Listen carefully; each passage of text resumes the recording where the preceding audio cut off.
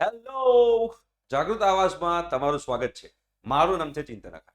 Yes, આપણે આ એપ્ટિટ્યુડની lecture series ચાલુ કરી છે. તમને ગેટ એક્ઝામમાં બી કામમાં આવશે, તમને તમારા જોબની પ્રિપેરેશન કરતા હશો તો એમાં બી કામમાં આવશે. આગળના લેક્ચર જોવાના બાકી હોય તો ડિસ્ક્રિપ્શન બોક્સમાં પ્લેલિસ્ટની લિંક છે. એવરી મંડે, વેનસડે, ફ્રાઈડે, સોમ, બુધ, શુક્ર રાત્રે 9 વાગે આપણું લેક્ચર આવવાનું છે. બેસી જજો, જોઈ કાઢજો, બહુ જ કામમાં આવશે, કરિયરમાં બહુ હેલ્પફુલ થવાનું છે, એટલે મિસ ના કરતા. અને જો ફ્રી ઓફ કોસ્ટ બેટા મટીરિયલ જોઈતું હોય, આપણી વેબસાઇટની લિંક પણ નીચે અવેલેબલ છે. એ વેબસાઇટ પર જઈ તમે લોકો મટીરિયલ પણ ડાઉનલોડ કરી શકશો.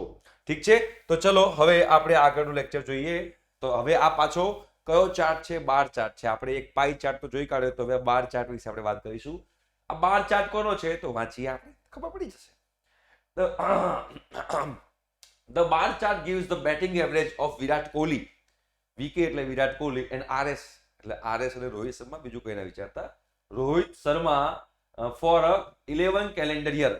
11 કેલેન્ડર યર છે, 11 વર્ષનો ચાર્ટ આપેલો છે ફ્રોમ 2012 ટુ 2022. કન્સિડરિંગ ધેટ 2015 અને 2019 વર્લ્ડ કપ છે. 2015 અને 2019 વર્લ્ડ કપ છે એવું કીધું છે. Which one of the following option is true?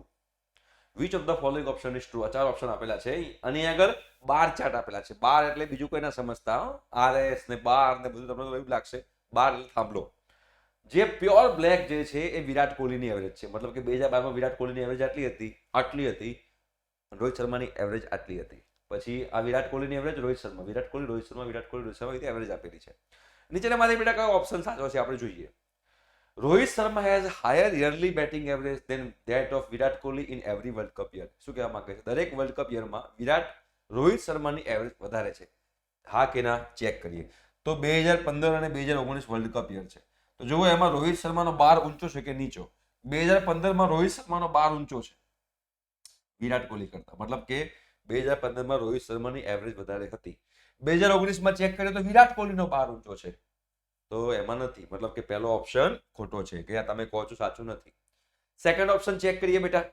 Virat Kohli has a higher yearly batting average than that of Rohit Sharma in every world cup year. Same વસ્તુ જોઈએ તો ખોટું છે, બીકોઝ 2015માં તો રોહિત શર્માની બેટિંગ એવરેજ વધારે છે. તો તમે જે સેકન્ડ ઓપ્શન કહી રહ્યા છો કે બંને વર્લ્ડ કપમાં વિરાટ કોહલીની એવરેજ વધારે છે, તે ખોટું છે. નેક્સ્ટ જોઈએ. Virat Kohli's yearly batting average is consistently higher than that of Rohit Sharma between the two World Cup year. બે વર્લ્ડ કપ યર વચ્ચેના જે વર્ષ છે બધામાં વિરાટ કોહલીની એવરેજ વધારે છે. જોઈએ તો જો 2015 ને 2019 એની વચ્ચેના યર કયા થયા કહેવાય? તો 16, 17 ને 18. તો 16માં વિરાટ કોહલીનો થાંભલો ઊંચો છે, 17માં બી ઊંચો છે અને 18માં બી ઊંચો છે. મતલબ કે 3 3, 16, 17 ને 18માં વિરાટ કોહલીની બેટિંગ એવરેજ વધારે છે. તો ઓપ્શન સી સાચો છે. એકવાર ઓપ્શન ડી બી ચેક કરી લઈએ. RS yearly, Rohit Sharma's yearly batting average is consistently higher than that of Virat Kohli last 3 years. છેલ્લા 3 વર્ષમાં રોહિત શર્માની બેટિંગ એવરેજ વધારે છે. જોઈ લઈએ. છેલ્લા 3 વર્ષ મતલબ આ થયા કહેવાય. એમાં અહીંયા રોહિત શર્મા વધારે છે, પણ અહીંયા રોહિત શર્મા નીચો છે. એમાં એની બેટિંગ એવરેજ નીચી છે વિરાટ કોહલી કરતા. મતલબ કે આ ઓપ્શન બી ખોટો છે. તો ઓપ્શન સી ઇઝ કરેક્ટ, કે બે વર્લ્ડ કપ યરની વચ્ચેના બધા યરમાં વિરાટ કોહલીની બેટિંગ એવરેજ વધારે છે. તો આને કહેવાય બાર ચાર્ટ, જે તમે લોકોને વાંચતા આવડવો જોઈએ. ઓકે, નેક્સ્ટ MCQ તરફ જઈએ. આઈ હોપ સો કે તમને લોકોને ક્લિયર થતું હશે. હું જે ભણાઈ રહ્યો છું મજા આવતી તો કમેન્ટ બોક્સમાં કમેન્ટ કરજો, તો મને મજા આવશે. ઇન અ લોકાલિટી, એક લોકાલિટી છે, the houses are numbered in the following way. એક સોસાયટી છે, એમાં હાઉસીસનો નંબર આપવામાં આવેલા છે. હા, the houses numbers on one side of the road are consecutive odd integers. એટલે ધારો કે આ રોડ છે, આ રોડ છે, બરોબર.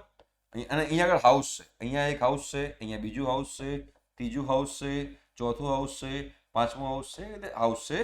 અને આ બાજુ બી હાઉસ છે, અહીંયા બી હાઉસ છે, અહીંયા બી હાઉસ છે, અહીંયા બી હાઉસ છે, અહીંયા બી હાઉસ છે, અહીંયા બી હાઉસ છે, બરાબર. એક સાઈડ ખાલી ઓડ નંબર આપેલા છે, સ્ટાર્ટિંગ ફ્રોમ 301. એટલે એક બાજુ ખાલી રે ખાલી ઓડ નંબર, ઘરના નંબર આપેલા છે પણ ઓડ નંબર છે. મતલબ અહીંયા 301, 303, 305, 307 dot dot dot dot dot એવી રીતે આપેલા છે. અને બીજી બાજુ ખાલી ને ખાલી ઇવન નંબર આપેલા છે, હાઉસ નંબર. તો અહીંયા 302 કહી દઈએ બેટા, અહીંયા 304 કહી દઈએ, અહીંયા 306 કહી દઈએ, અહીંયા 308 કહી દઈએ, dot dot dot dot dot. બરાબર, 2 4 6 8 અને 1 3 5 7. હવે આગળ વાંચી શું કહેવા માંગે છે જોઈએ. The total number of houses is the same on both the side. આ બાજુ અને આ બાજુના હાઉસની સંખ્યા સરખી છે. હવે આગળ વાંચીએ. If the difference of the sum of the houses numbers between two sides of the road is 27, એટલે આ બાજુ બધાનો સરવાળો કરીએ નંબરનો 301 વત્તા 303 વત્તા 305 વત્તા 307 એનો સરવાળો કરીએ અને આ બાજુ આનો સરવાળો કરીએ અને પછી બંનેનું સબસ્ટ્રેક્શન કરીએ તો 27 થાય છે. તો ટોટલ હાઉસ કેટલા હશે each side, number of houses on each side of the road કેટલા હશે? તો એનો મતલબ શું કહેવા માંગે છે ખબર? આવું કહેવા માંગે છે કે 301 વત્તા 303 વત્તા dot dot dot dot dot બરાબર છે માઇનસ 302 વત્તા 304 વત્તા 306 વત્તા dot dot dot dot dot. આનો આન્સર 27 છે. બરાબર. અને અહીંયા નંબર ઓફ બંગલા તો સેમ જ છે. અહીંયા ધારો કે 10 હોતા આ બાજુ બી 10 હશે. તો આને હું આવું લખી શકું 301 માઇનસ 302 લખી શકાય, કાં તો 302 માઇનસ 301. મતલબ કે 302 માઇનસ 301 કેટલા થાય છે? 1. હું આ વત્તા આ વત્તા આ વત્તા આ વત્તા આ વત્તા આ વત્તા આ કરું માઇનસ આ વત્તા આ વત્તા આ વત્તા આ વત્તા આ વત્તા આ વત્તા આ કરું, એના જગ્યાએ આ માઇનસ આ વત્તા આ માઇનસ આ વત્તા આ માઇનસ આ વત્તા આ માઇનસ આ વત્તા આ માઇનસ આ કરું તો બી ચાલે જ ને, સેમ જ આન્સર આવશે. ખબર પડી શું કહું છું? પેલા બધાનો સરવાળો કરું, આ બાજુ બધાનો સરવાળો કરું અને પછી બંનેની બાદબાકી કરું, અને એના કરતા પહેલા આ બંનેની બાદબાકી કરું પછી આ બંનેની આ બંનેની આ બંનેની આ બંનેની અને એ જે બાદબાકીઓ આવી એ બધાનો સરવાળો કરું, જવાબ સેમ જ આવે. જો કેમ? એક્ઝામ્પલ 301 303 વત્તા આમ છે તો અહીંયા માઇનસ 302 છે તો માઇનસ 302 માઇનસ 304 માઇનસ 306 થાય. બ્રેકેટ ઓપન કરીએ તો તને એવું લખાય 301 માઇનસ 302 વત્તા 303 માઇનસ 304. મતલબ કે આ કપલનો ડિફરન્સ આ કપલનો ડિફરન્સ આ કપલનો ડિફરન્સ આ કપલનો ડિફરન્સ આ કપલનો ડિફરન્સ આ કપલનો ડિફરન્સ એ ડિફરન્સને એડ કરતા જઈએ તોય ચાલે. તો હવે આ કપલનો ડિફરન્સ જુઓ 302 માઇનસ 301 1 થાય છે. આ બેનો ડિફરન્સ જુઓ તો બી 1 થાય છે. આ બંનેનો ડિફરન્સ જુઓ તો બી 1 થાય છે. આ બંનેનો ડિફરન્સ જુઓ તો બી 1 થાય છે. આ બંનેનો ડિફરન્સ જુઓ તો બી 1 થાય છે. બરાબર. ટોટલ ડિફરન્સ કેટલો છે? 27 લખેલું છે. ટોટલ ડિફરન્સ 27 છે. તો 1 1 1 1 1 કેટલી વાર હોવા જોઈએ? તો 1 1 1 27 વાર હોવા જોઈએ તો જ ડિફરન્સ 27 આવશે. તો 1 1 1 27 હોવા જોઈએ એનો મતલબ શું થયો? આ બાજુ પણ 27 હોવા જોઈએ, આ બાજુ પણ 27 હોવા જોઈએ તો જ આ બેનો ડિફરન્સ હોવાને અહીંયા મૂકી શકું, આ બેનો ડિફરન્સ હોવાને અહીંયા મૂકી શકું. મતલબ કે આ બાજુ પણ 27 ઘર અને આ બાજુ પણ 27 ઘર, તો ઓપ્શન 27 છે. એવી રીતે આપણને સોલ્વ કરતા આવડવું જોઈએ. બરાબર. નેક્સ્ટ ચલો આ 10મા ધોરણનો કન્સેપ્ટ જે તમને લોકોને આવડવું જોઈએ. P by Q raise to P by Q છે. 10th સ્ટાન્ડર્ડનો કન્સેપ્ટ કહેવાય. શું લખ્યું છે? P by Q raise to P by Q છે ઇઝ ઇક્વલ ટુ આ બાજુ આપ્યું છે P raise to P by Q minus 1 આપણને આપેલું છે. બરાબર. ક્લિયર છે? તો P અને Q વચ્ચેનું મારે રિલેશન લાવવાનું છે. તો ટેન્શન લેને કા નહીં દેને કા. હે ભાઈ, ટેન્શન લેને કા નહીં દેને કા. તો આ પાવર જે છે બંનેને આપી શકાય. તો આને લખી શકાય P raise to P by Q minus Q raise to P by Q. આવું લખી શકાય. બંનેને અલગ અલગ આપી દઈએ. ઇઝ ઇક્વલ ટુ અહીંયા આવું લખી શકાય P raise to P by Q into P raise to minus 1. લખે ના લખાય? બિલકુલ લખાય. ક્લિયર છે? ચલો તો હવે તમે જોશો તો P raise to P by Q into P raise to minus 1 છે તો P raise to P by Q P raise to P by Q cancel થઈ ગયું. તો આને હવે શું બાકી રહ્યું? 1 upon P raise to P by Q is equal to P raise to minus 1 છે ને 1 upon P લખાય. બરોબર. હવે કરો ક્રોસ મલ્ટીપ્લિકેશન તો P અહીંયા આવશે, આ Q છે, સોરી આ Q છે, તો P અહીંયા આવશે તો P બરાબર શું લખાશે? Q raise to P by Q.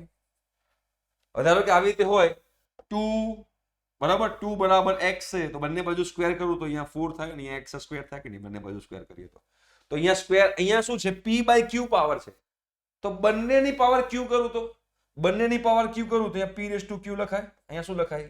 Q raise to P by Q raise to Q. બંનેની પાવર Q, બંને બાજુ સ્ક્વેર કરીએ, બંને બાજુ ક્યુબ કરીએ, એવી રીતે બંને બાજુ Q પાવર કરી નાખ્યો.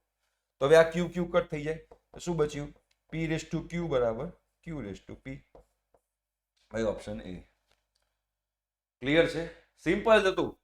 10મા ધોરણનો કન્સેપ્ટ છે. આ ગેટ એક્ઝામમાં બેઠા 2 માર્ક પપલું એક્ઝામ કહેવાય. જો તમે લોકોનો 10મા ધોરણના પાવરનો રૂલ તમને ખબર હોય તો, હે ને? બરોબર, ક્લિયર થાય છે કે નહીં થતું? થતું હશે ને. ચલો, which of the given options is a possible value of x in the following sequence? બરોબર, એટલે કે x શોધવાનું છે, કઈ વાંધો નહીં, જોવાનું. 3 7 15 x 63 127 255. તો હવે જ્યારે આ x મારે શોધવાનો હોય ત્યારે તમારે સિરીઝનો નેચર સમજવો પડે. જો તમે આ સિરીઝનો બેટા નેચર સમજી શકો તો તમને લોકોને x ઇઝીલી મળી શકે. પહેલા જુઓ કે ડબલ થાય છે કે નહીં. પહેલા હંમેશા ડબલ થાય છે કે જોવાનું, એ જોવાનું. નથી ડબલ, ચલો વાંધો નહીં. અમુક રૂલ છે, એ રૂલ પકડી રાખવાના. પરફેક્ટ સ્ક્વેર ચેક કરવાનો, 3 નો સ્ક્વેર 9 7 એવું કશું નથી જોવું. પ્રોપર ડિફરન્સ સેમ છે, અહીંયા 4 નો ડિફરન્સ છે, અહીંયા 8 નો ડિફરન્સ છે, ડિફરન્સ બી સેમ થતો નથી. જો તમારો ડિફરન્સ બી સેમ થતો ના હોય, શું બધા પ્રાઇમ નંબર છે? બધા કોમ્પોઝાઇટ નંબર, બધા પ્રાઇમ નંબર છે. પ્રાઇમ નંબર એટલે કે અવિભાજ્ય સંખ્યા છે. 3 અવિભાજ્ય, 7 અવિભાજ્ય, ના 15 પાસે વિભાજ્ય છે, પાછી 63 પાસે વિભાજ્ય છે, બરાબર, 5 ને 5 10 આ પાસે વિભાજ્ય છે. તો હવે એ બી કોઈ પરફેક્ટ કોઈ નિયમ લાગુ પડતો નથી. તો જ્યારે કોઈ ના મળતું હોય ને તો હજુ બીજો એક રૂલ છે, ડિફરન્સનો પણ ડિફરન્સ ચેક કરવાનો. એટલે જો તમે સમજો, આ બંને વચ્ચેનો ડિફરન્સ શું છે? 4. આ બંને વચ્ચેનો ડિફરન્સ શું છે? 8. બરોબર, કોઈ વાંધો નહીં, જોઈએ. આ બંને વચ્ચેનો ડિફરન્સ ચેક કરો. ડિફરન્સનો ડિફરન્સ જુઓ. આ બંને વચ્ચેનો ડિફરન્સ 4, આ બંને ડિફરન્સ 8 છે. તો આ બંને વચ્ચેનો ડિફરન્સ કેટલો થયો? 4 થયો. સિમ્પલ વિચારજો ખાલી, બરાબર. 4 દુ 8 થાય છે. જો ડિફરન્સ ડબલ થઈ ગયો. અહીંયા જો 127 - 63 કરો. આ પણ એક ઓપ્શન તમારે હંમેશા જ્યારે મિસિંગ નંબર હોય ને ત્યારે, કાં તો એવું કીધું કે નંબર ફાઇન્ડ કરો, ત્યારે ડિફરન્સનો કોઈ ડિફરન્સ જોવાનો પ્રયત્ન કરવાનો. ત્યાંથી પણ તમને લોકોને એક કેરેક્ટરિસ્ટિક, એક એનો ગુણધર્મ આપણને બહાર મળી શકે. 7 માં 3 માં જાય તો 4, 12 માંથી 6 જાય તો 6, બરાબર. તો અહીંયા 64 બને છે. તો આ બંને વચ્ચેનો ડિફરન્સ 64 છે. હવે આ બંને વચ્ચેનો ડિફરન્સ જોવો તો 128 છે. જો તો અહીંયા બી ડબલ થાય છે. અહીંયા ડિફરન્સ 4 હતો, 8 થયો. 64 હતો, 128 થયો. મતલબ કે અહીંયા કે ડિફરન્સ ડબલ થતો જાય છે, એવી મને કેરેક્ટરિસ્ટિક મળી શકે એમ છે.